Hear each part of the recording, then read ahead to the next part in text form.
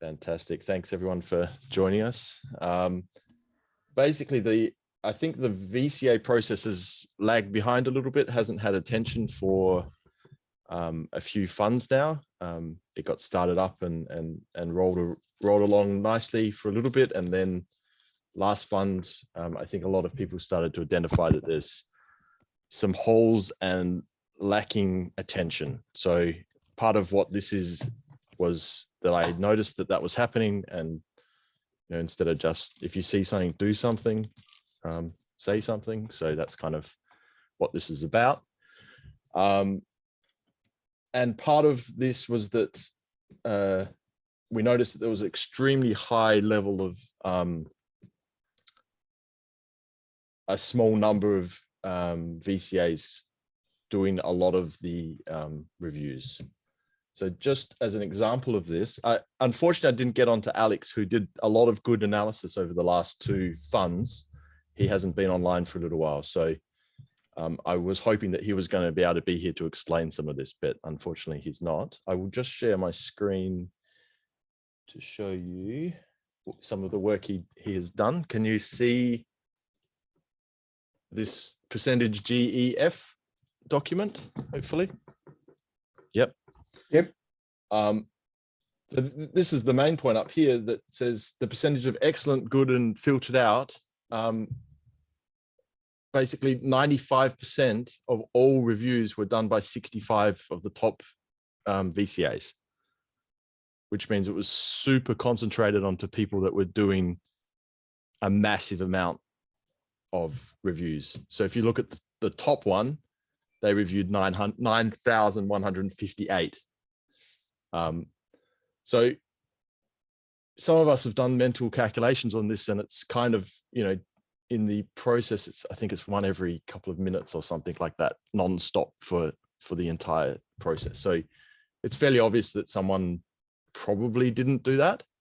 So they must have chosen to participate in a unintended way, let's say. So you can just look through this list, and probably in the thousands, maybe someone could have done that if they really dedicated a lot of time. So this is a very interesting just little list. Unfortunately, I got him to do some more further analysis, but he didn't share the sheet with me. But I asked him to work out some averages, so how far away they were from the average, and that was quite telling. So part of this is that the proposal and the discussion that's been had in the Discord, which we started up to discuss some of this possible implementation, was around Alex's work and analysis. And he came up with a document, which I will share with everyone in the chat, hopefully. You can see that. And how do I get the chat up? Just so you can go through it yourselves there. So he actually came up with a bit of an analysis that, as I said, he's been doing it for the past two funds, where he actually worked out a way to rate a CA's participation and weight it per proposal, and then per VCA in relation to the other body of the rest of the body of the VCA, and proposed a score for every VCA that could then be used as an analysis against the final outcome of the VCA process. So it's probably more detailed than I'm able to describe, but he's done a pretty good job of outlining what he did and why he did it. But essentially it's assigning a score, either 1, half, or 0, taking the scores that so if we go back to here, taking the scores for each proposal, doing a calculation on them, and then coming out with an output per VCA per proposal, and then adding them together to have a final weighted output. So the advantage of doing this in regards to is that we can actually put forward this to the VCAs in the documentation and say, this is what we're going to do as a process afterwards. And if you're outside of the bounds, then you won't be rewarded, or you'll be reduced rewarded depending on where we are. So if we go down to the actual, he did an actual analysis on those top 20, I think it was. And if I get this right, and I'm not 100% sure, he identified one that was just way out, which is actually Glory. Yeah, Glory, I think it was. Yeah. So they were way off of anything. So, and as you can see, his score has then produced a result that says they are significantly out of step with the rest of the VCA body. And then according to this data, he's identified 3 others that are significant, but not nearly as much. So we could set bounds here. Phil, Hello? They're asking for you to zoom in a little bit. Can you zoom in a little bit so it's more visible? So I think he's got the initials here and the weighted score as he's calculated it, basically. Yeah, so that's the deviation. So basically we could set bounds, we could set very generous bounds and just say, if you're above 2.5, then you're not rewarded. If you're above 0.2, you're half rewarded, this sort of thing. I mean, I'm not clear exactly how where the bounds would want to be, and we could make them very gentle to start with. Navid, you got your hand up.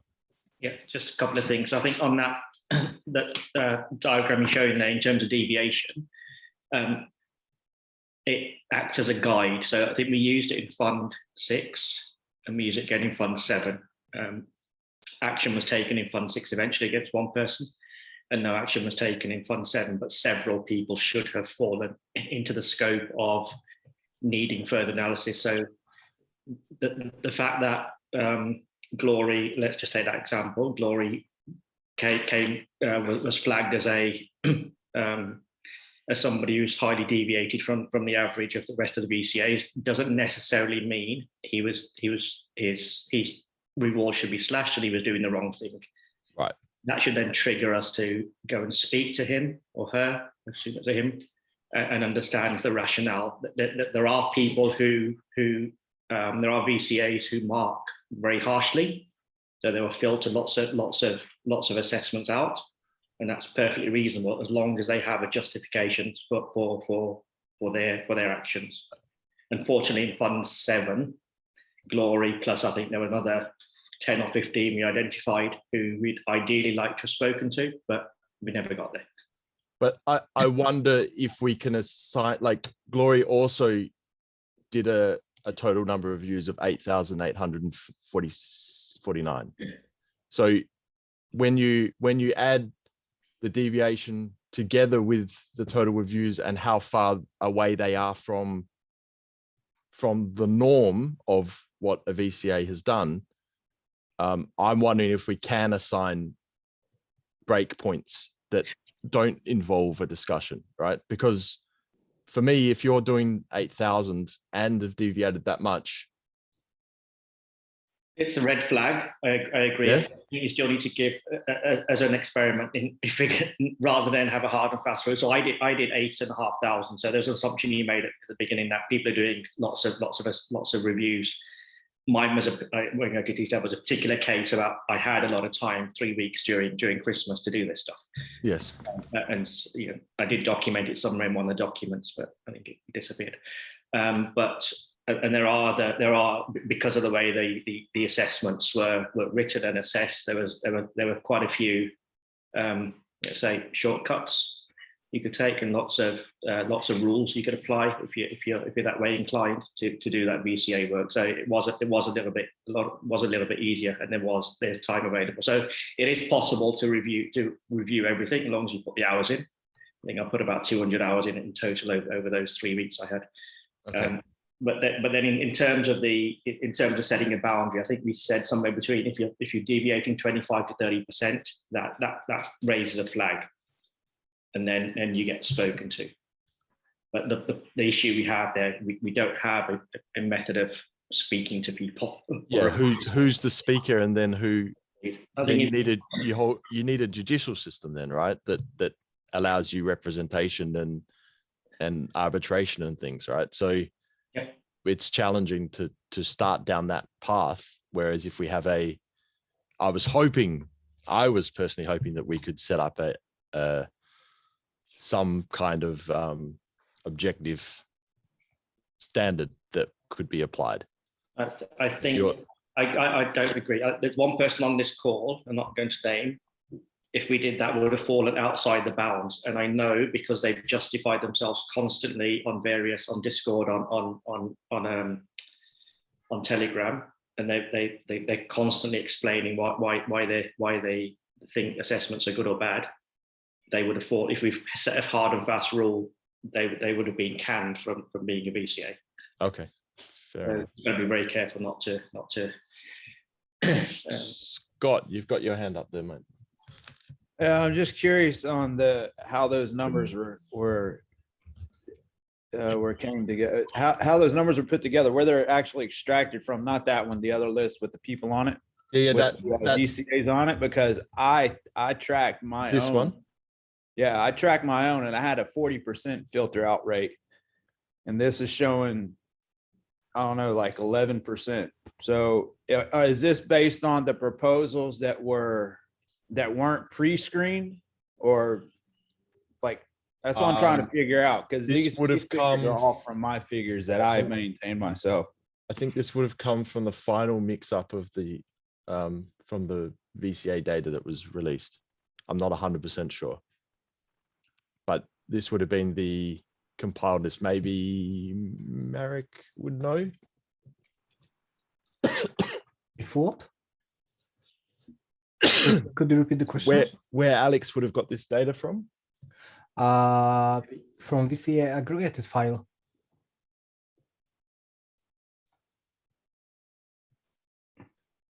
Interesting. All right, I'll go back and look at the data I guess the final data that was submitted, but those figures are off for me personally. I don't know if they're off for anybody else, because I did track it, because I thought it was abnormally high for the number of filtered out for this particular funding round. So, all right, Hey, thank you very much. I put the link to the VCA aggregated file in the chat. You can go to the basically the valid assessments and the valid assessments tab, and excluding natives and with the natives combined together, it should give you roughly 9,160 assessments in total. Yeah, and regarding veteran community advisors, you have to go to veteran community advisors tab, and there you will find number of reviews and number of reviews made to COTI challenge. And also you can download every single CSV with the scores given by the VCA.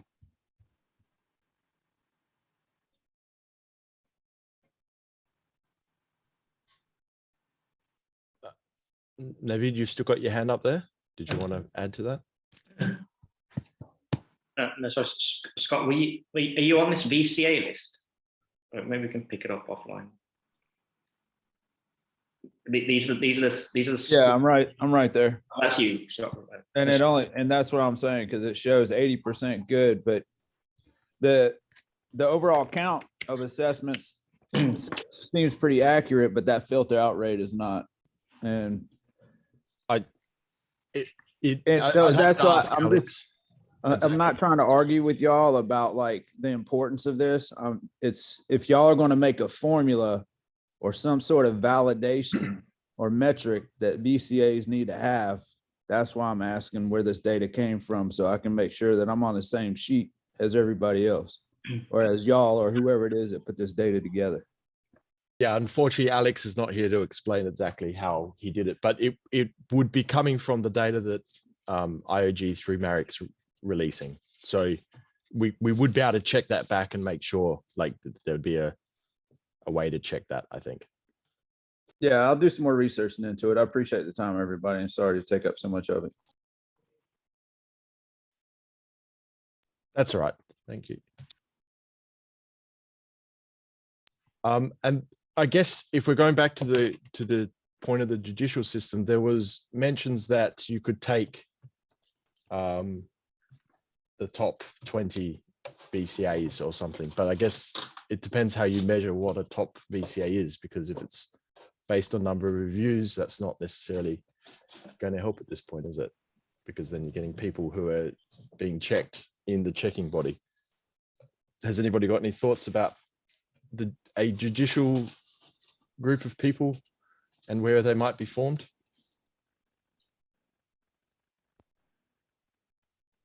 The list, the GEF one.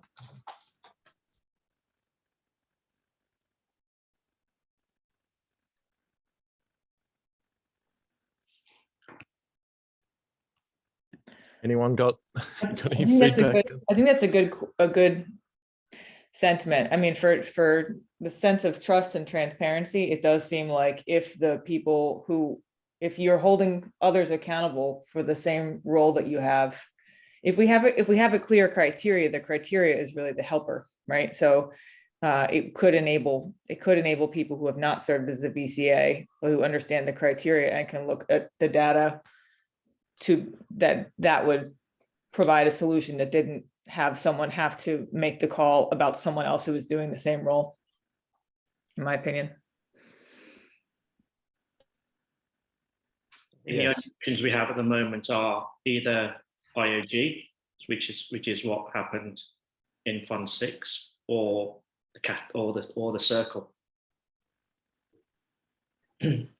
Lynn?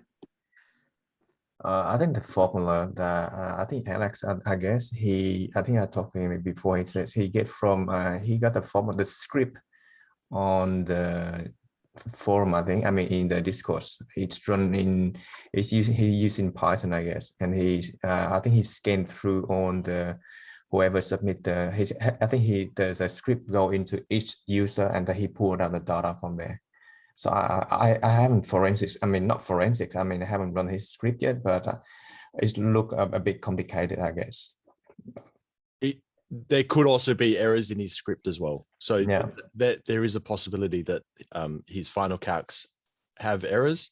And part of what he wanted to do was put this into the community so that they could test the scripts and find any bugs. So if we are going to use this as a part of the process, then I encourage those data-minded people to definitely run the scripts and bug find it and do this. So what about people's opinions about running something like this to identify? But I guess if we don't have a system to deal with identified people, then that's not going to help us at all, really.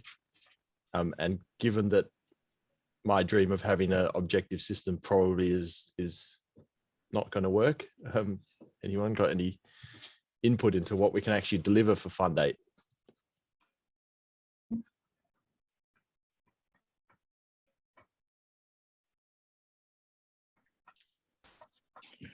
Nadia, is this something we can ask the Catalyst Circle to adjudicate on, or That's interesting. or IOG? Because there are plenty of people who will do this analysis, right? But we can't. So Alex will do a lot. I'll do a lot. There's others who will run the analysis. That's straightforward. But if we don't have anywhere to take it, it's just going to die a death again. And we've got people getting away with, I mean, literally thousands of dollars, and then coming on town hall and sending happy messages about how rich they are. Let's hear from Scott and then Victor. Are you talking about the analysis, like to determine whether or not a VCA should be funded, or are you talking about analysis of this data? Because there's a difference, because if you're going to have a group of people doing analysis of this data to see if somebody's going to be funded, then they do not need to have, I mean, honestly, it needs to be like an outside organization, in my opinion. Or it needs to be people who are don't have any reason to manipulate any of the data. Because the tiniest thing can happen and can throw it off, whatever have you. I'm just saying for transparency and auditability that it's best that people who are not participating at all, period, or have ties to any of the proposals or anything, I think those could be the ones that are looked at for doing the analysis. I think the scripts can be run by whoever, right? As long as the scripts are public, people can run them and verify them. It's what happens once we identify anomalies. So that's the challenge, I think, that because the script can be written, adjusted, and edited by the community to achieve the goal that we're looking for, and confirmed. But it's how we deal with, like, I maybe agree that maybe some external party or something needs to adjudicate the process. But then we're essentially saying that we're going to, like I said, we're essentially going to run a judicial system that says you're being identified as being outside the bounds of normal. Can you justify why that's so? And they're going to have to present their case to someone, right? And I'm not sure how to deal with that. Victor. Yeah, I think we are going to run these scripts anyways, this one. If not Alex, someone else is going to do something similar. The question is, what is the threshold that we are going to accept for someone to be an outlier as a VCA? This would be the difficult part, right? And about having a third party or not to do this, as long as there's someone verifying, I think it should be okay. And also, if it's open for everyone to verify, we just need to ensure that it's not just a single person doing the analysis and coming up with numbers and everybody believes in it, because this might be dangerous. I believe that Alex is acting in good faith, and I believe most people here has the same mind. But this is an important topic that Scott brought up, and I think we need to think about this. James? Yeah, I just had a question on how an individual would become an outlier. What activities lead to it? I was looking at some of the numbers, and forgive me, I'm just starting to learn this, so I'm trying to figure it all out. So I apologize, but it looked like at the top they were doing far more reviews than humanly possible. Is that what is accurate? Because I'm seeing total reviews 9,158. Yeah. Not humanly possible. Naveed was just saying that he's on that list. He's actually second on the list and did spend 200 hours to achieve that. Okay. So the idea would be to look at the number of views and then look at how far off of the norm the good, excellent, and filtered out are. And then that gives the weighted score that then can be checked against the norm. I see. So, okay. So if you take this list, the greens are within norm, let's say, the yellows are identified being outside norm, and the reds at risk, let's say, something like that.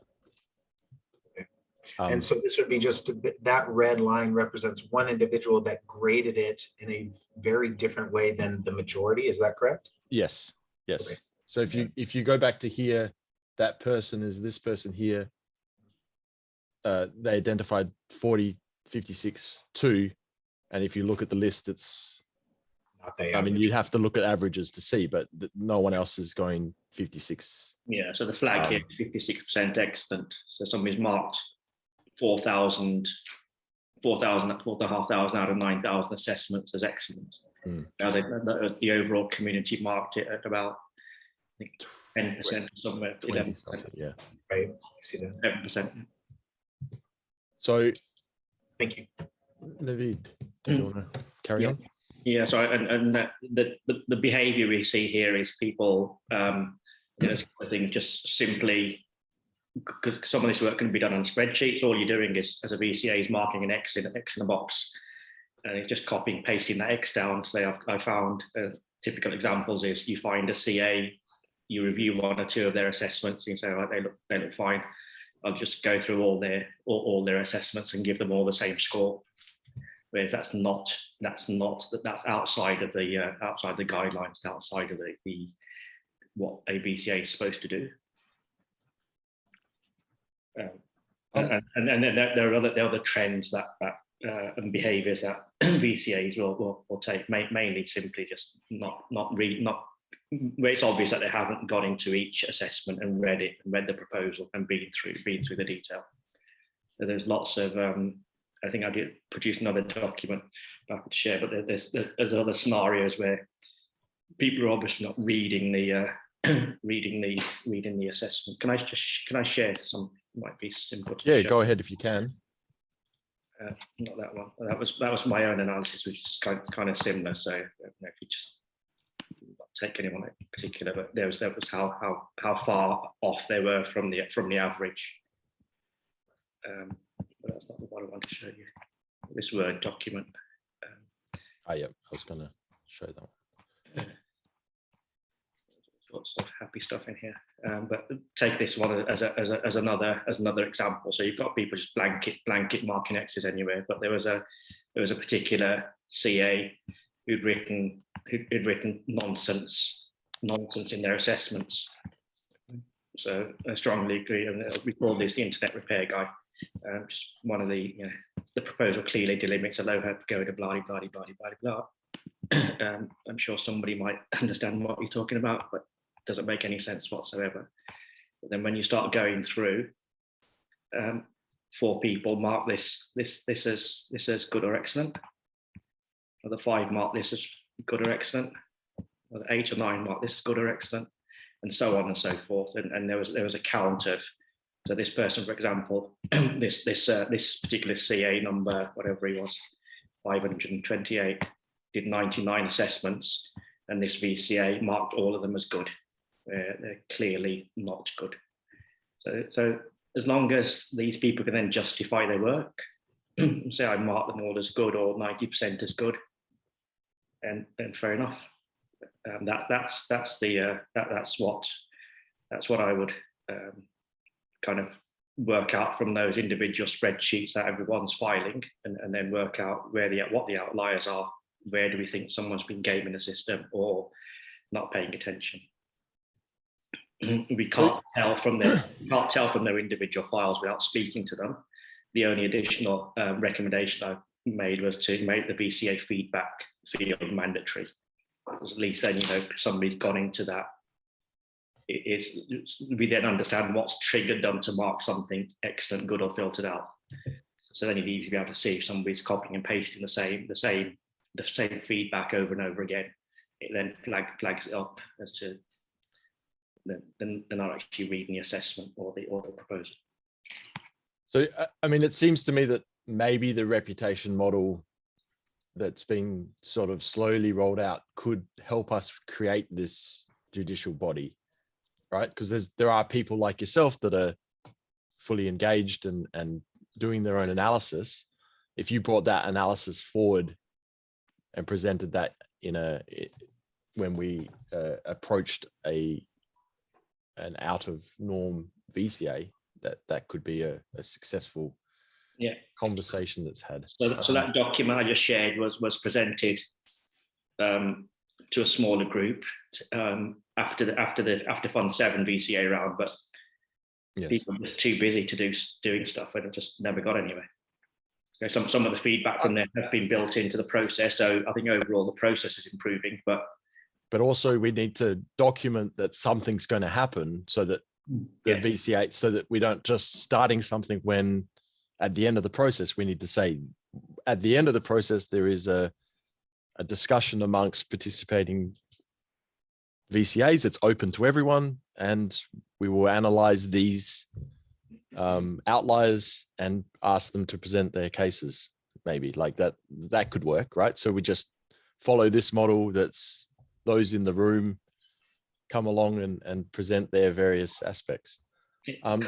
Although those people, the only true contact we have for VCAs is the email address they give to IOG. Yes, but if they don't show up, then that could be added to the thing as well, that you're Yeah. in order to get funded, you're required to show up if asked to attend, right? Yes. So James, hands up. I'm just really excited about learning this, and I'm trying to figure out where my process begins. Is there anybody that is doing this that would allow another person to sit by them and kind of go through the process? Like maybe this is what we do, this is where we start, this is a proposal, this is how we, like, is there any really hand holding through this so we can do it in a static way so everybody Yes. treats things the same? There's a few things around there. One of them is the Catalyst School. It depends where you're up to in the process, but they do go over the various aspects of this process. So you've actually entered, if you haven't done the VCA process, the CA process, then you've actually entered a little bit further advanced than the beginning. But that's cool. It's very interesting to come and attend and see. But this is the veteran community advisor process that we're discussing here, which is a review of the assessment stage, which is open to everyone. Dan, did you want to quickly jump in there, or should we go through the list? I'm happy to go through the list. Okay, sure. John, you got your hand up. Yeah, just had an idea with what Navid just showed us. We could use it actually if we put a wrong assessment on purpose, and if people flag them as good or excellent, well, if they reach a certain threshold, we can forfeit their rewards because it's a proof that they don't do a proper job. So could be a simple thing we could do to filter out. If you want to put through a proposal in the process and not tell anyone about it till afterwards, I personally would encourage that. I don't know what other people would say, but if you want to put that through and then highlight it later in the process and say this is part of what I checked out, it might be helpful. I don't know what other people think about that, but could be interesting. But I totally agree. I think other people, and maybe some people are already doing that, I propose, but whether it's publicly known, I don't know. Yeah, maybe. Possible. I hope it's the case, in fact, but yeah. Nadia, you've got your hand up. I do. I'm just trying to make a list of the questions that should be answered here, the things we have to address. This is what I have so far. Maybe I'll put it in the chat. And then we can add to it. So there's a little bit of like how things affect each other. One is this the script we want to run, and do we want to run this script? What are the thresholds? How can we cross-check the data reviewers so that we have transparency of making sure that we're doing it correctly? What is our criteria for judgment? Do we have how do we form a governing body for arbitration? And then what's the process for follow-up with those who've been identified? It's a good list. Is that like start to finish? I think I sort of just went through. Yeah.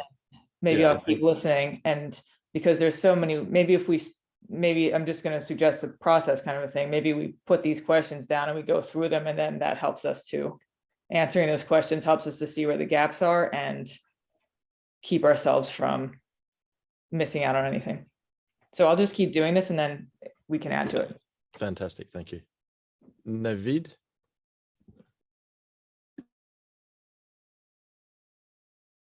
Up. Okay. Dan. Oh, did you want to say something, Navid, or you? No? Okay, cool. Dan. Yeah, so couple of points. I heard the idea about the escalation to the catalyst circle. I think going forward and for the future iterations, I think that will be very much a preferred avenue for us as an IO to actually go and explore as such, because I think it needs to get to that point regardless. And I think that sooner or later, we will need to find a way how we can keep this independent of us and self-sustaining, in a sense that we can sort of create some kind of the judiciary of what's happening within the CA or VCA world, independent of us as such. So I like that idea of the direction of heading that way.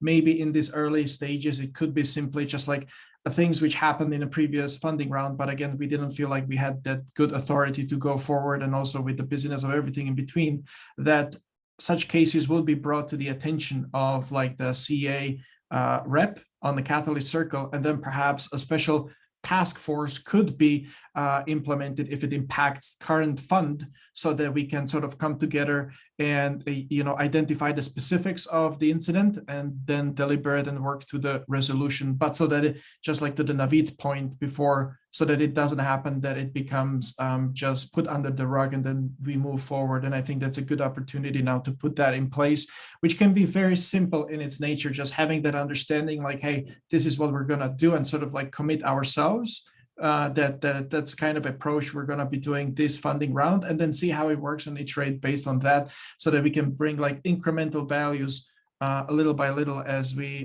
try that out. So that's on that point. And then another one was, I made a note, but where did I put it?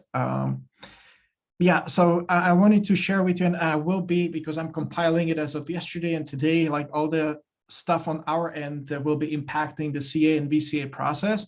And some of those things I want to run to you by feedback as well. Hopefully by Friday, I'll be able to share the document, so that also then it can be circulated around and for some secondary eyes on it. But with regards to some requirements of what it actually means to become a VCA. So currently, and again, we can have a discussion about it, but this is the current wording we have in place, that veteran community advisors in Fund 8 should be either individuals that have been a CA or a VCA in the two most recent funds, so back to back from the current one, or been a VCA in at least 3 funds since inception. And participation will be opt-in based on responding to an email, excluded from selection if identified as a bot at any point as well. So these are parameters that probably are worth discussing, so that we can sort of like introduce a higher threshold to actually becoming a VCA. And especially in the light of, we've had a bunch of misfits from the CA work from the previous round, which could potentially become VCAs in the current round, because that would be immediately sort of like approving them. And we haven't really identified all of those individuals or accounts as well. So I would love to hear your thoughts. But to repeat, in essence, to be a CA or a VCA in the 2 most recent funds, or been a VCA in at least 3 funds since inception. So if anyone has any feedback on that, and again, I will be sharing this document no later than Friday, so that we can also have it a bit sort of in front of our eyes, but I'm sort of vacuuming it from all these different bits and pieces on our end. But I wanted to share that because I thought that was pretty fundamental in terms of like what it would mean to actually become a VCA in this current fund, given the bit of difficulties we've had in the previous. So if anyone has any thoughts. Is that a follow-on from last week's discussion about how we can adjust the VCA eligibility, plus maybe work you guys have been doing already? Yes. Yeah. Okay, cool.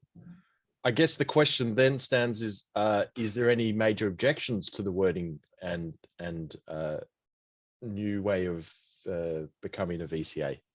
The old way being having participated in successfully participated as a CA, meaning being eligible for funding. So that was the old way, and now IOG based on. Sorry, go ahead. Oh, the only thing that I see is that if, as I understand it, Daniel, the requirement of having participated as a CA, successfully participated as a CA in 2 funds, in the 2 previous funds, means that probably in Fund 8, you will have no new VCAs, because in the previous fund, you had to be participated in 1. So if you need to participate in 2, people who joined as a CA in Fund 7 will not be able to become a VCA now. So you wouldn't have any new VCAs in this fund. I think that's the intention, to kind of start to slow down the body of VCAs to make sure that they are participating as intended. So this is like an attempt to say, okay, if you want to be a VCA, you don't just automatically become eligible. You need to participate in the community a bit more. You need to be here. I agree. I agree with the spirit, and I think it's healthy to do it exactly. I mean, to to raise the bar a bit.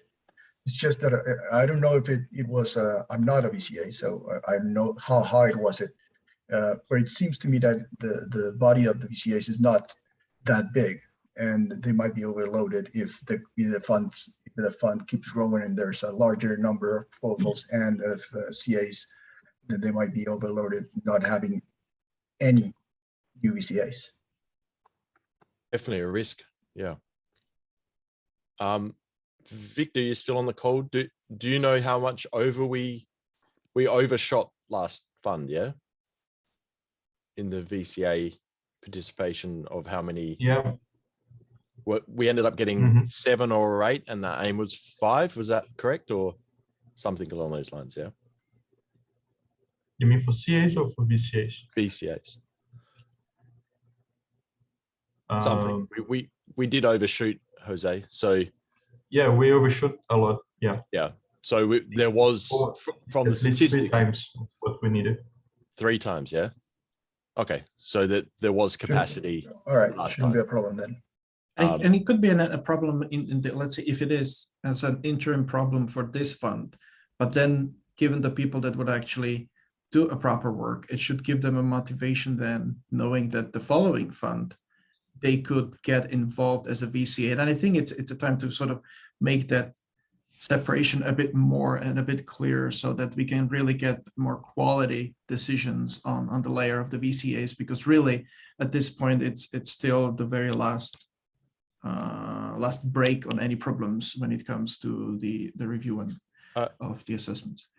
I'd also add, Jose, that the rewards are doubling. So participating as a VCA is going to be quite a valuable thing, both for the community and for the VCA.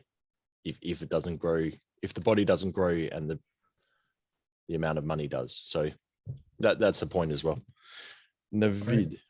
Let's put some stats around the VCAs in the chat. So we had about 50% or less than 50, so just over 50% return from Fund 6. But we had 74 new VCAs.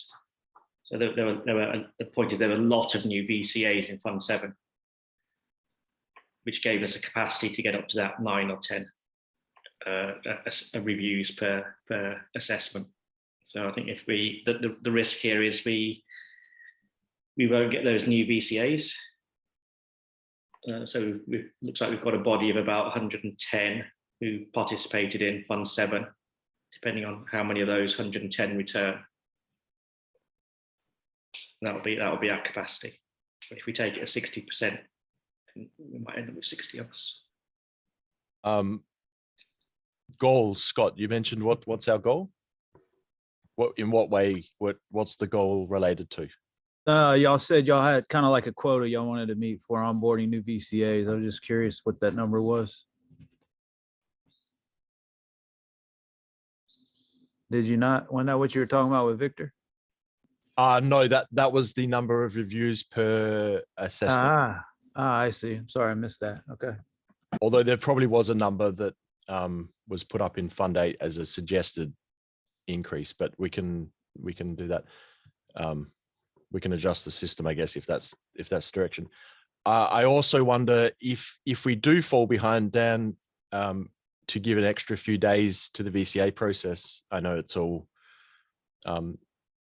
dates are always a little bit fluid. So if we don't hit the required number, there may be a possibility to adjust the dates, right? Dan? Did you say CAs or VCAs? VCA process. Like we did last time? Oh, yes. Sure. So it's possible, yes. The only difference, I think, for the last time was that we paused the catalyst, all the other activities, which basically allowed us to find the bandwidth that we could then do at the very short period of time post it. So it's not ideal. It's not something that we would encourage, but as a means of a last resort or something like that, if it comes down to the wire, maybe, but it's really not something that would allow us seamlessly to get to the next stage. And perhaps, it warrants another discussion about where we can expand part of the timeline in the CA VCA process more efficiently. And what could that look like? One of the other things that I think would go a long way if we found a way how to provide accurate real-time-ish information about the work that is being done. So like in a sense, like we are going to be looking at filtering and things of that nature. If there was something that we would be able to pick up as we're going on, it would be really helpful, even though right now I think the plan is to do it right before we hand over the, let's say, the CA workload to the VCAs, that we would be able to actually catch and limit these things as the CAs are submitting their work. So it would give us a real information in terms of like how much value is actually being put in the system and how much is trash as the CAs are actually doing that work. And that could also bring our numbers more to the reality and allow us to maybe different levers about like, oh, maybe we need to speed up or we need to press up or something of that nature, rather than us, oh, we are at the end of the 1 week and we have like, oh, we have 10,000 reviews. And then we find only at that point that half of them are toxic, right? So if there was a way to actually find the toxicity sooner and as the CA work is being done, that would be ideal. But I know I'm asking a bit too much technologically in terms of like where we are today. We need the data feeds to be able to do that. So yeah, it's a challenge. Sorry, Navid, I see your hand up just now. Need Marek. Yeah, so to that point, we do have that. So there's a week between the CA phase ending and the VCA phase starting. So we had this discussion last night, Nadia, about, and also last week, around how do we discard or propose to discard those dodgy assessments. So through the similarity analysis and through other checks, whatever they may be. That if we look at Fund 7, I think we ended up with about 3,000 to 4,000 that were just discarded eventually. Marek took his big stick and just whacked them eventually at some point in the process. But that should be done before it comes to the VCA stage, which means then, because a lot of time was wasted by VCAs reviewing assessments that eventually got canned anyway. Yeah, that's the intention. So like moving from CA to VCAs, like VCAs will already get like that cleaned up version, so that it can really focus them on the nature of what's left and what wasn't picked up by the algos. I was just more curious if we found a creative way how we can signal to the CA community the real value which is being put forth, minus all that obvious things that are making things and numbers look very bloated. But I understand that that's quite challenging. I guess that brings me back to the idea of what objective tools we can put in place. Is there some sort of objective statistical analysis that we can undertake? Like if Alex's tool is anyone interested in exploring how we can adjust what Alex has proposed and add to it maybe to be able to find an objective measure against something? Like, is that something that you've looked into at all, Navid, or do you think that we always need somebody to put their hands onto the data and have a look at the results? I think it's both. So the algorithm that Alex put together, I need to go through it in detail, and I'll see if I can get hold of him. But happy to try and drive that forward. But I think on top of that, there's always going to be a need for somebody to eyeball the data, because you won't find everything from that analysis, from Alex's analysis or similar.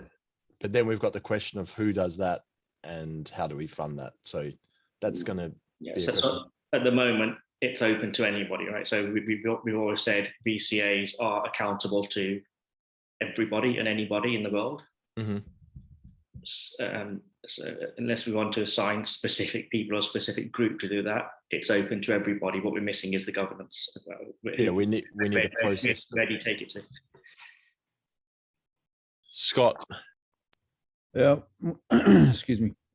I was wondering if there's a way to do like real-time tracking for VCAs, aside from, I think it's Cardano Catalyst there's a tool somewhere for VCAs to use, but they have to manually upload their CSVs. Is there something that's currently like a COTS program or something that can monitor real-time assessments as they're being done by the VCAs, and then that could be like you could use that for like an early trigger to see if there are issue.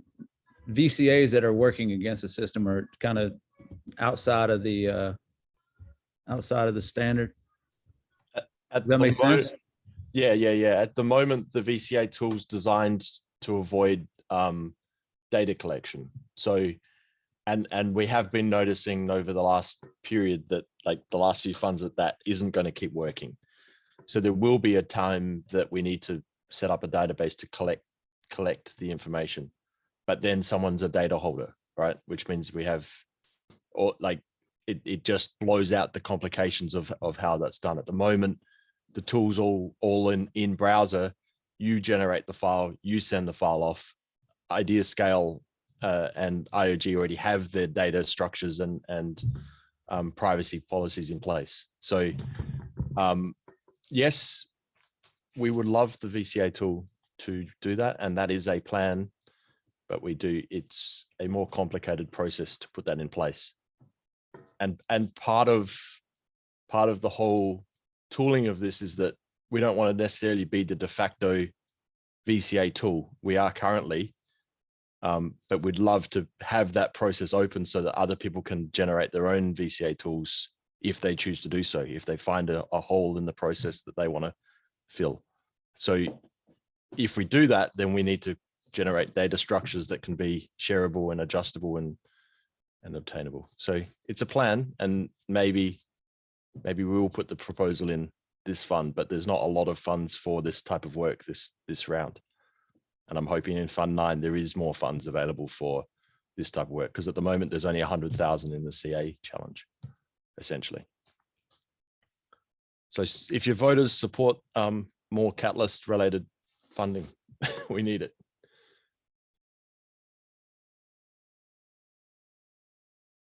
That's my little spiel. So I'm aware of the time. We have gone over an hour. Not that this thing ever sits to an hour. Maybe we can look to some implementation, or at least some discussion points to see where we can go. I think a fair one to start with is the fact that IOG is proposing that we do change the VCA eligibility process. Does anyone here have any major concerns with them implementing that? Let's start with that. If there's no major concerns, then I'd say let's go ahead and do that. But let's open quickly to any concerns that people have.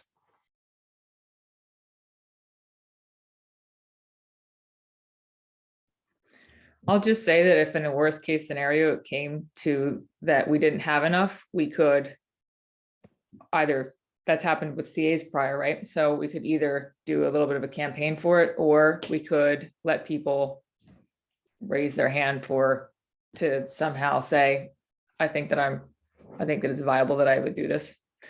So I think it's a fixable problem. And the other thing, yeah, to Naveed's point, we talked about when you make a shift that's based on having better quality, sometimes you have a little turnover period, but after that, it probably will really help us with onboarding, because there'll be some really good solid criteria for that. And people will come into a community that is very much experienced and focused on what they're doing. Totally agree. Fantastically said. Anyone else want to quickly comment on that particular part? No. All right, Dan. I think the body here agrees with you. Sure. Vic, you've got, yeah. Yeah, just a last comment. In this fund, we have a community advisor challenge, and I think there's still space for more proposals there. And this could be something that someone could take charge of it and submit proposal to do it in funds 9, 10, and 11 maybe. So maybe we should talk about this in the CAs group.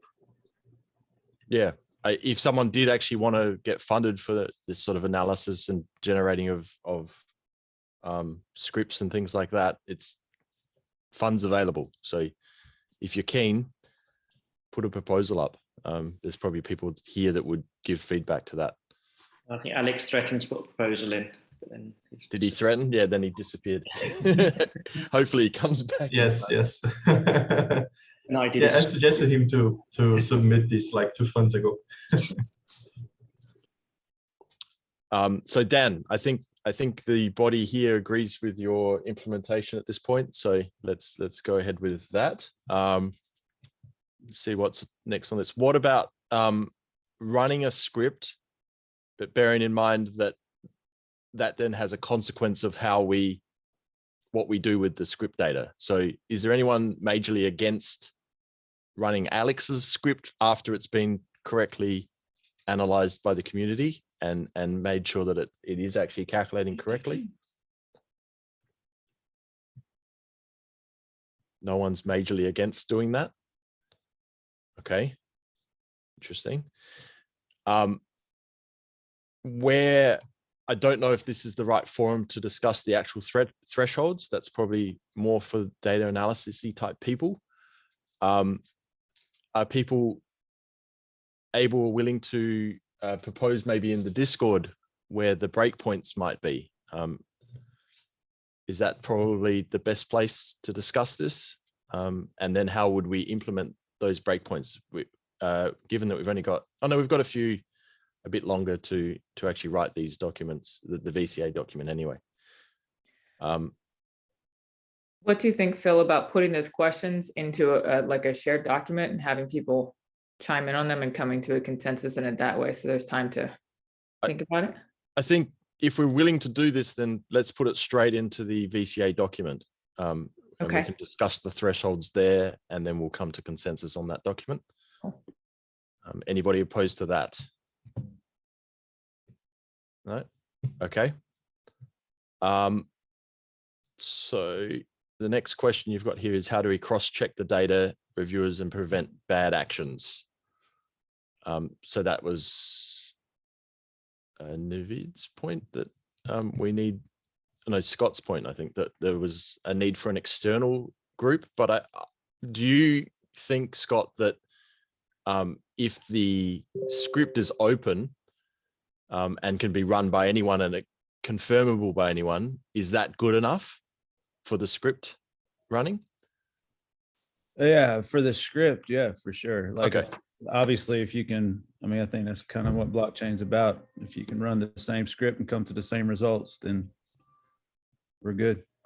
Okay. Okay, then we've got the idea that once we've run these scripts and the set thresholds, who do we take for adjudication? Who will decide? Well, we can identify who we would like to talk to as a body or as a community, and we can communicate with them, or at least IOG can directly email them and ask them to reach out and attend or present their argument for funding. But who would we send that to? Scott. Yeah, that was more or less what I was getting at. I wasn't really getting at the script as far as being an outside body. I was getting at that adjudication portion, being an outside body, because you can have people have conflicting personalities, or you have somebody that rubs somebody the wrong way or whatever. But it's just, it can be messy and it can be unfair, and it can be damaging also if it's not an unbiased decision. Like truly unbiased decision. Sure. So I believe there was some idea that it could be taken to the Catalyst Circle. Have you got anything to say about that, Nadia? Have you got thoughts that do you think it's within scope? It probably isn't, but could you make it within scope that we'd bring a number of VCAs who have been identified as potential bad actors or potentially outside, and could we create using the CA Circle body that could hear the case, let's call it for now. Let's not call it that in the long term, but I think it's a good organized external body. I think that most people in that group have been a CA or a VCA. So there's experience there and at least experience with the catalyst process. So it's not going to be a new concept. And if there's criteria and we just have to say if then it should suit. And certainly there's other options, but I think that's a good one to explore. Okay. The other option is that we hold a similar event like we're doing today, where we just call on the VCA community to attend a similar event like now, and we ask the VCAs that are in question to also attend, and we ask them to present their cases to the body that's participating. So that would be another suggestion. So you've got the CA circle suggestion, and you've got a call to action of VCAs that want to participate. And then that gives the opportunity for people like Navid, who have generated analysis, to bring that analysis to the discussion, which we could also bring to the circle discussion as well. But I believe there's two options there that can be done. One has an existing body that's probably outside of their scope, but could be made inside their scope, and one is just presenting to the community. Has anyone got any comments one way or the other? Yeah, I have a suggestion on that. If you want an adjudication body, how about kind of using the blockchain and randomly searching for wallets and creating a panel in that manner? I don't know how feasible that is, but that would definitely decrease any potential bias. I'm not saying people in a circle are biased. I'm just throwing that out there as an option. I think it's an interesting option. That there's the idea of the roped in concept, but then those ADA holders aren't necessarily signed up to do such a thing. But maybe let's give that. Can you take that to the circle, Nadia, that says that we need some sort of way of adjudicating? And from what Scott just said, maybe the stake pool operators could do such a thing. Like that they're a body, another also body that exists that has a direct interest.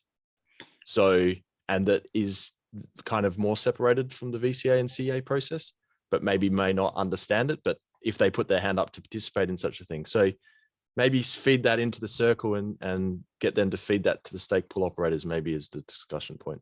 Okay, I will do that next week. But we do have the problem that if we're running this for Fund 8, we don't have a direct solution at this point. So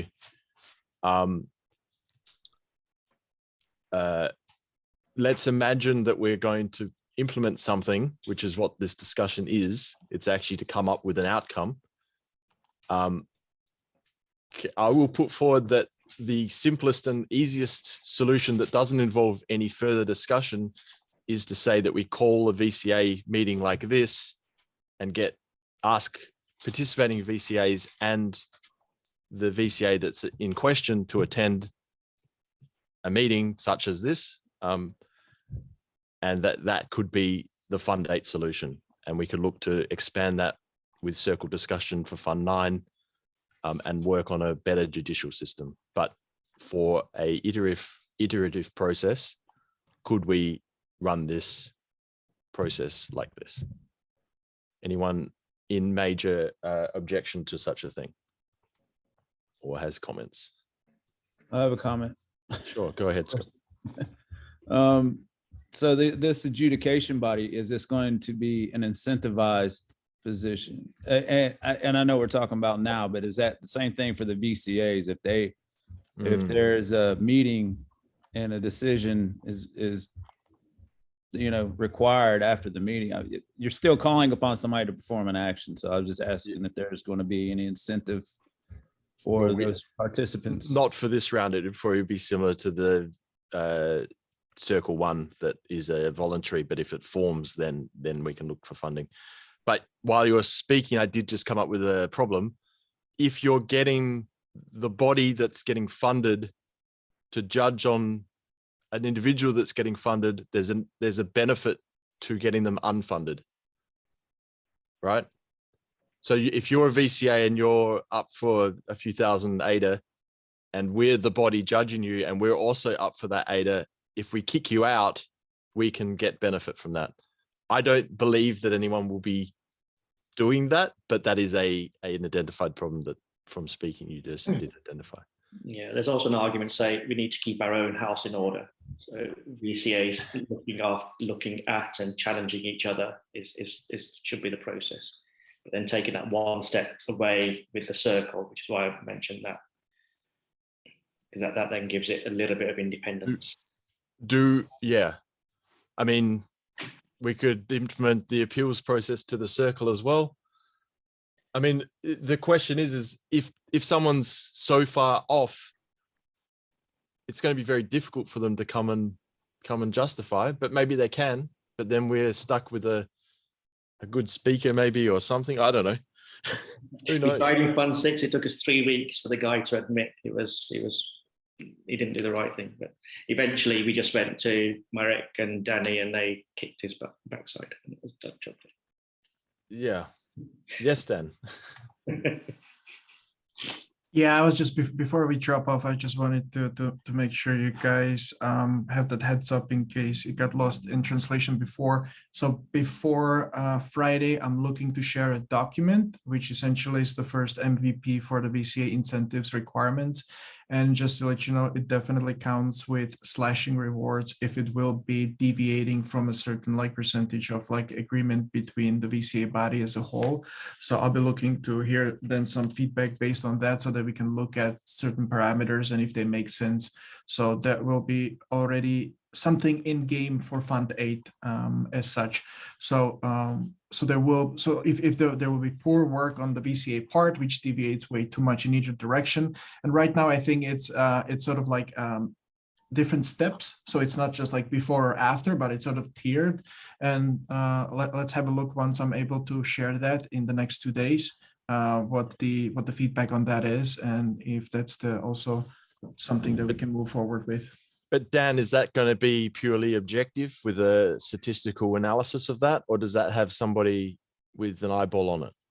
So right now it's based on statistics, but that's the MVP. That doesn't mean that it doesn't have to, that it won't evolve in the different directions as such.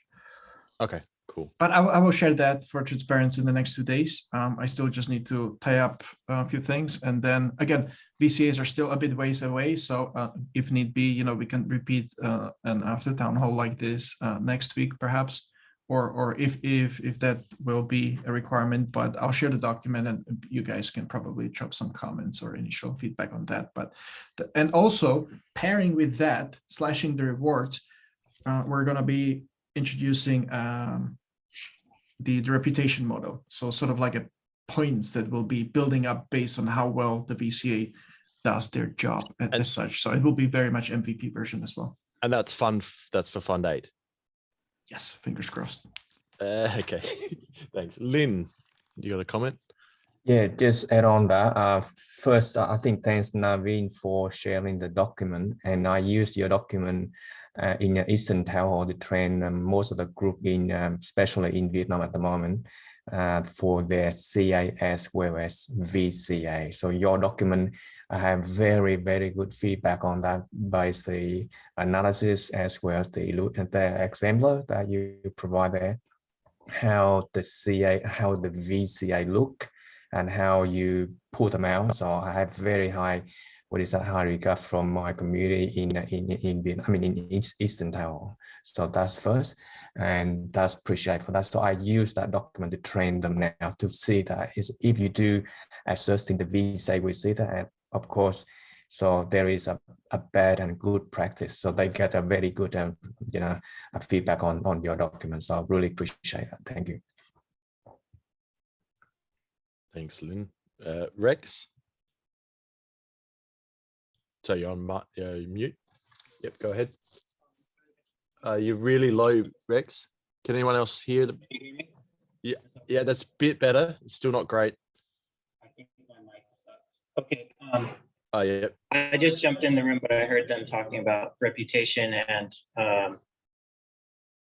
for the VCAs. And I was curious if there's a mechanism yet. I know he just said they're building a reputation model, and maybe you could add to add to your reputation, maybe you could deposit some, like have a deposit like you would if you're renting a house. To add to your reputation, you just put more on the line. And then if it comes to that point, I don't know how much issues they've been so far, so I don't know if there's need to increase what people have at stake in case they screw up. But of course, we do need to make sure that there's less people that have a perverse incentive in the system. So the more money you have on the line, maybe you have to add some, to be a VCA in the future, maybe you have to add some money, or just take smaller projects until you have enough reputation from taking those projects and doing well, that your reputation precedes you instead of your money, but one or the other. Sure, it's something to think about maybe as a future iteration. Dan, Scott's asking, will the reputation model be shared prior to launch? Yeah, if I manage to pull everything together, I plan to have the skeleton outline of the MVP and the definitions on Friday. If that goes in, hopefully we can make a good turnaround on the edits. And so like the actual basis of what that would look like should be available this week. And then we can give it some time to settle in. But absolutely, before the VCAs would actually touch any work, that would be clearly so that everybody can understand the algo, like what it means to actually do a good VCA work as such. So. Okay, fantastic. Does that answer the question? I don't know. Yeah, does that answer your question, Scott? Because it's late for me, so I may be rumbling a bit. Yeah, no, that's good, Dan. I appreciate it. Thank you, Scott. Fantastic. So I think we've basically covered off the parts that Nadia first identified. Navid, did you want to comment? Not on those. It was one additional tiny adjustment I think we could make, which should add quite a lot of value. So currently the VCA feedback field, both in the tool and the spreadsheet, is optional. Simply making that mandatory for VCAs will do a number of things. One, it will slow down the VCA work. So these people who are doing 8,000 or 9,000 and just marking an X top to bottom on a spreadsheet won't be able to. It will make people think. It will also give valuable feedback to CAs. It will also help us understand why a VCA what triggered a VCA to mark something excellent, good, or filtered out.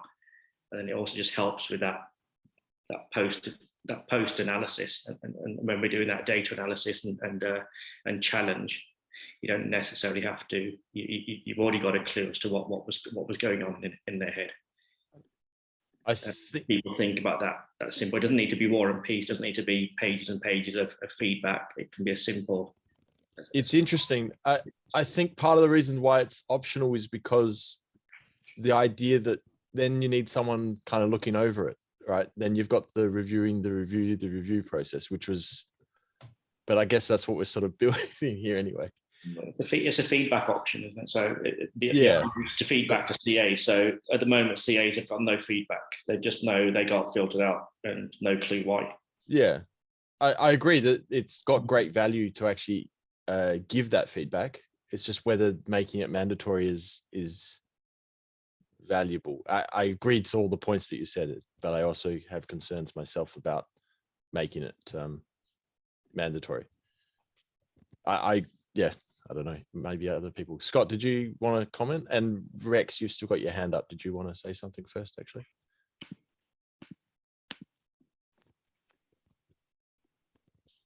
Scott, did you have your hand up there?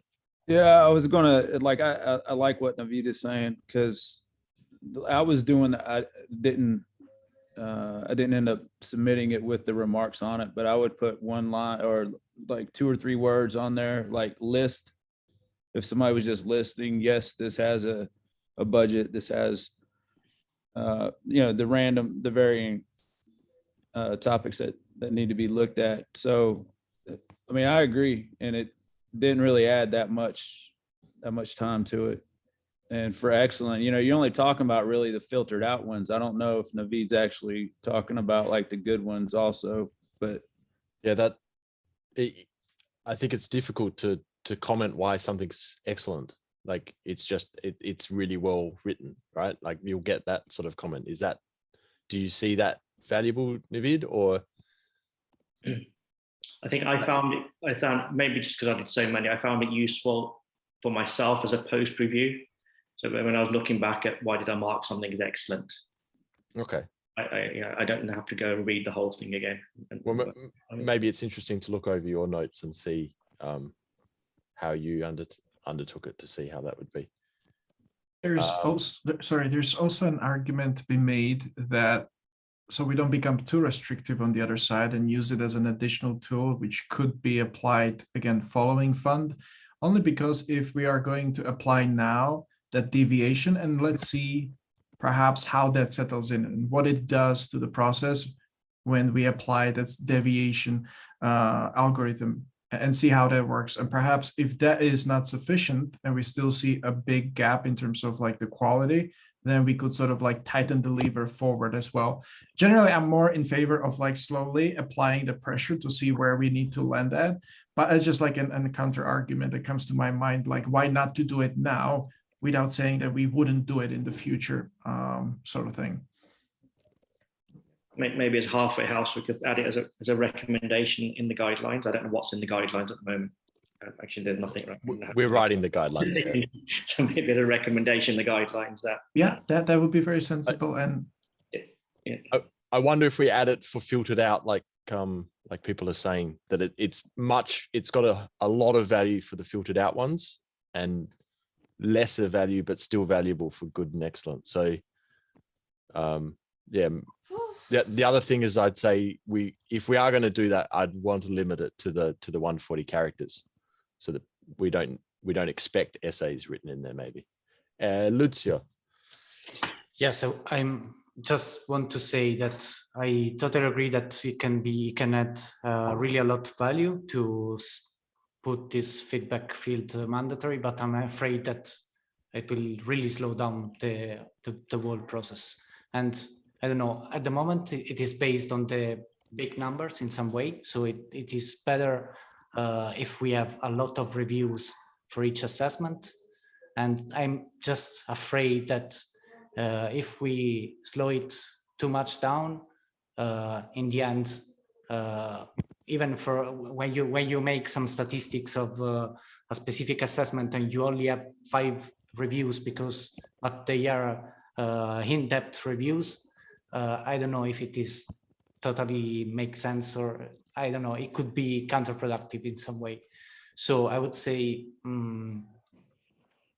maybe the experiment could be to advise people to give feedbacks for a specific type of condition and with specific guidelines on how to give a proper feedback without losing too much time. Seems like a good idea. So is Naveed, since you proposed that, are you happy that we don't make it mandatory at this point and just add it into the guidelines that says it offers high value to provide feedback? Yep, that makes sense. I think Danny wrote in the comments a strong recommendation, which is I think is probably sufficient. Nice. Baby steps. Rex, you've still got your hand up. Is that a follow-up question or?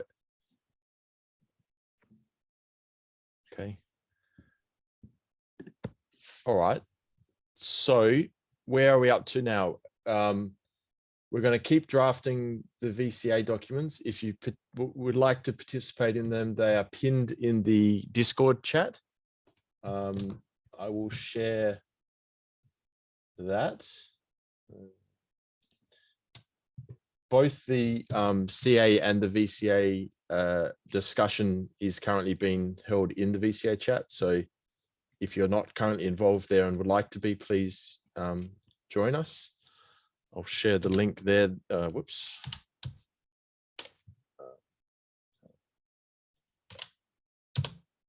That's to the fund day improvements, and under there you'll find 2 threads. They can be hidden if people don't talk in them for 3 days. But in the pinned documents to the 2 guidelines are there.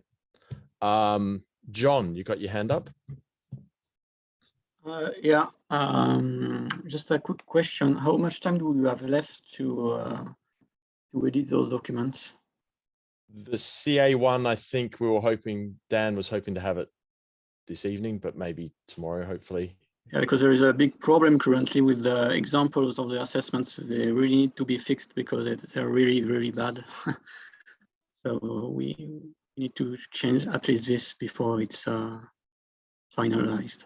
And also I just noted that the CR process discussion thread just disappeared from the... Yeah, it's hidden. It's a thread. If you click on the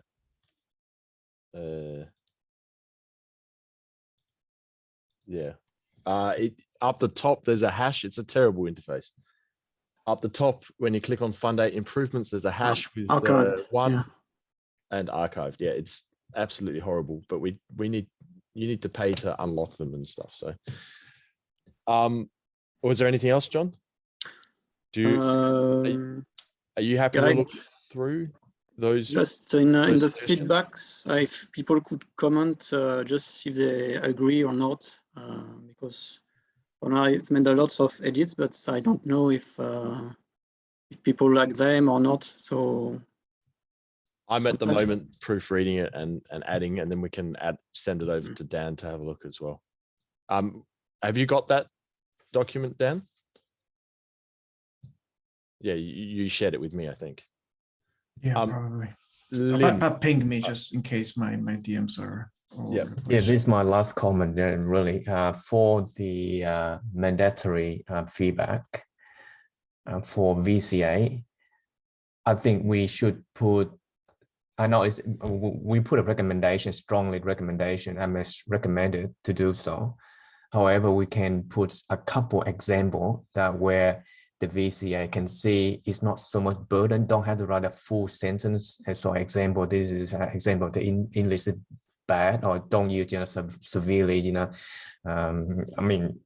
damage someone else by the language, but rather simple. And then at least the VCA, whatever the background they are, they can say, okay, this is not nothing to do with the proposal, for example. So give them some indication that where they should write and how they should write.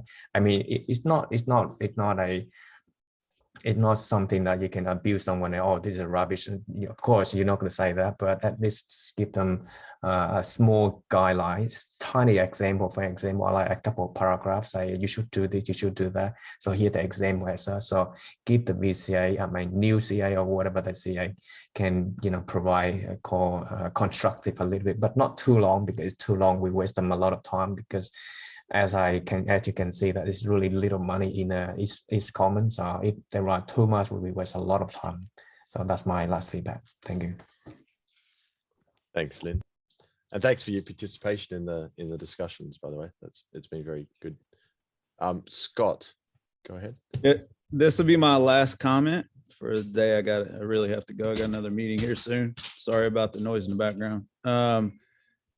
There is a Discord that has been created as part of Nadia's plan to kind of consolidate information, and she also has a form that she'll share later on. But anyway, I would encourage everybody to. It's set up specifically for CA and VCA conversations. It's also to keep people informed, and basically I'm inviting y'all to come and join it and be part of it. Carry on your conversations there. It's a setup to where hopefully it's super simple to use, easy to navigate, and it's a great way to put comments. Like if you have particular issues, you can put those issues in a thread and comment on that thread, etc. So there's a lot more organization that Discord offers for those who have not used it, and not trying to steal anybody else's patrons to their Discord servers, but this is built specifically for the CA rep and her objectives for this circle. So thank you very much. Thanks, Scott. Nadia, will you share that somewhere, maybe in the chat? And maybe Yeah, also- I'm working on it here. It's just a place so that we can break these things out into. Scott really has done all the work of building this. I'm looking for the link here that I have in my chat. And it'll just allow us to have conversations based on the conversations we've been having about subcircles and the conversations we've been having about project management. It'll give us a space where we can have a little bit of a hub for these different conversations, so they're not all sort of chunked into one place. And eventually, as a GitHub starts to form, or as our project management stuff starts to form, it'll allow us to have all of that interconnected so we can come together in one place. So I'll put that in here. And it's been a draft until now. So I think it's in a place where people can hang out in it, and we'll see if you can give feedback that is what we should continue to do. Fantastic, thank you. And Navid? It was just a question on the CA, so the CA guide. There was another governance gap in there, so I just want a question for Danny. So once these similarity assessment or looking for those outlier assessments or those rubbish assessments is done, what is there a proposed process to review those, or is IOG just can take a call on those? But is that something that's going to, I'm not sure how that's going to work. Yes, I think the initial thought was to use it at the face value based on statistics, just to have something that is like a safe margin, but it does eliminate all the work which is just toxic and it just doesn't add any value, while still allowing for the growth, right? Because you also want to teach the members to correct their ways if their things are not intentional. But as far as the dispute resolution, it's very naive at this point, and it's just, it was in the sense that from what I'm just reading here, we would be asking the veteran community advisors to investigate and escalate any suspected cases of collusion. And if there's a theme of collusion, also this should be escalated like through the ideas of what we discussed earlier, the circle rep or something along those lines. But there's nothing firm in hand, but the idea is that we would want to come up with some kind of decision at the end of the day collectively, and then formalize based on that experience of what further iteration of that could be as such. But it's still very much an open-ended question in that sense. Okay, but we think we'll have something in place, even if it's just you as the adjudicator or the arbiter for Fund 8, because we can't afford to do the same as we did Fund 7, but all go crazy. Yeah, the idea is definitely to arrive at some sort of decision so that it no longer are in the impasse, just because right now the decks are cleared a bit and there's more bandwidth to actually pay attention to it. And now we sort of have certain, well, the hope is that the things will fall within those, the data sets more comfortably. But if not, then we can have a look at it. Again, we're still all in it together at this point. It's not Wild West just yet. So yeah, when the time comes, we're gonna have to look at it. And my commitment is that we're gonna be involved in it, but I want it to be a mutual collaborative decision if it ever comes to it, based on the information that will be available.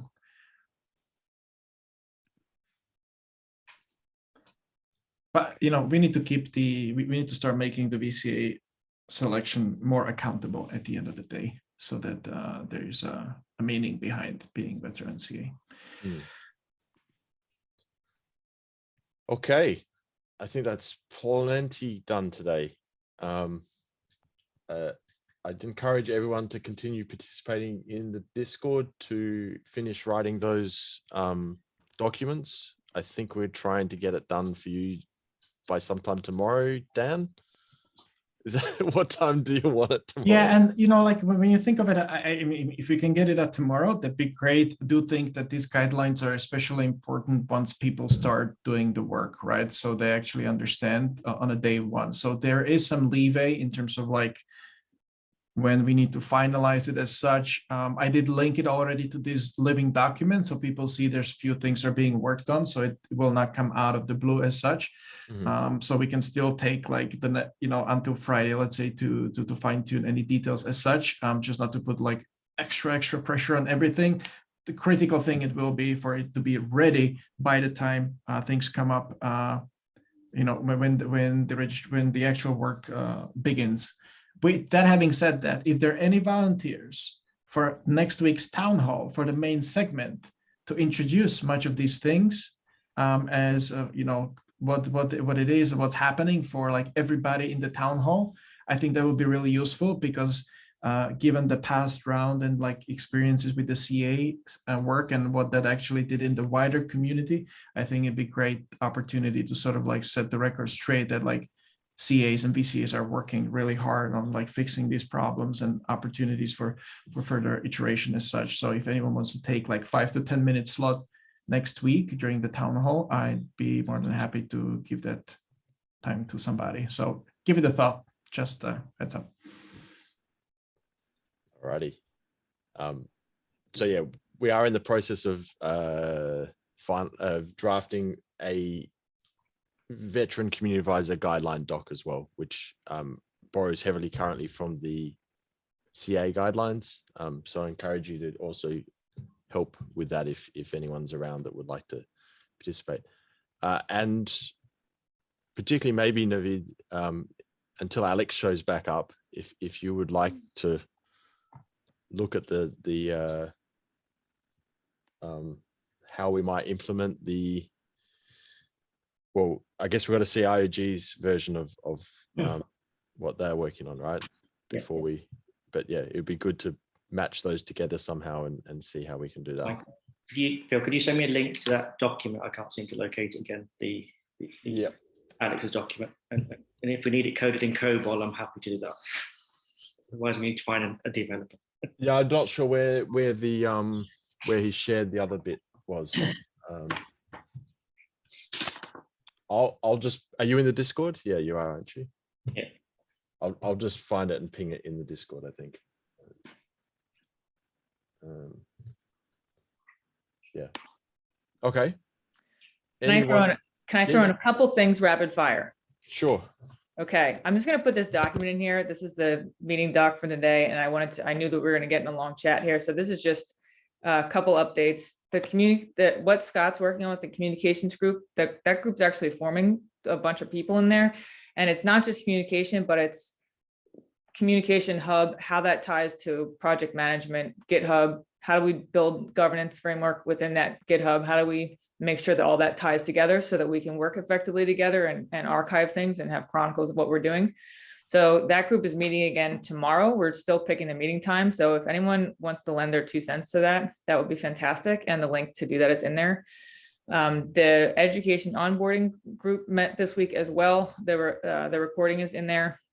And we got into talk about the guidebook updates, but also the potential for things moving forward. Do we want to do, how do we want to help people continue making quality assessments and sort of think about maybe a growth process, like a development process for people who have become CAs to improve those good and great or good and excellent assessments. So that's in there. You can watch it. And Allison is spearheading that. And then a third thing is a group within the CA Telegram group has started talking about, we're thinking about doing a proposal for a CA VCA treasury so that we would have rapid funding across this term since we have this this opportunity. So that I just want to give a heads up that that is being communicated. If anyone wants to participate in that, it'd be fantastic. Right now, contributing to it, but not necessarily co-proposing it are Simon, Jeremy, Tommy, I think that's it, and me. So we're looking to get that in there so we can have that for the future. And maybe that could solve some of these things that we've been talking about. So we'd have some extra funding. So I want to give everyone a heads up that that's happening, and then just have this link here you can take a look at afterwards so that we can keep those things moving. That's it. Of course, that opens a lot of questions, but we'll close it there and work through them in the future, I think. Yeah, well, we should work on them, and certainly, you know, an opportunity for us to, as a group, be able to continuously be able to move initiatives forward and not be sort of trapped for that. So Yeah, absolutely. Yeah. Fantastic. Well, thank you very much, everyone, for your attendance and participation. I guess we may need to have a follow-up, maybe a partial meeting next week, but I'm sure there's CA issues that need addressing as well. So we might follow up some of these parts next week, but keep it briefer and focus on CA again. So thank you very much, everyone. Have a good rest of the day or good night if you're at that point in time. I think we can close the recording.